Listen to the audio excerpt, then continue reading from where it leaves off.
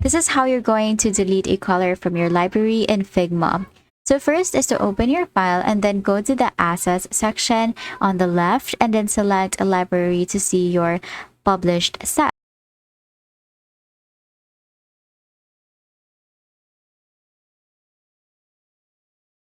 Probably just created from the document itself, so you can access that from the styles right here. And then if you want to maybe delete a color that you have added in this file from this icon or from this section, you can just right click on it and then click on delete style to delete that.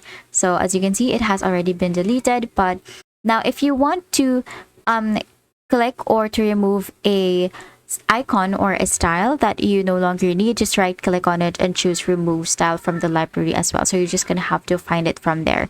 Now if it's a part of a team library, you will need to edit the library itself. You have to go to the team or project library settings, find the color style and delete it from there. So you're gonna have to do that manually. Remember that removing a style doesn't remove the color from objects, it just unlinks it. Objects will keep the last applied color but won't update if styles change. And that's it. That is how you're going to delete color from library in Figma. If this video helped you,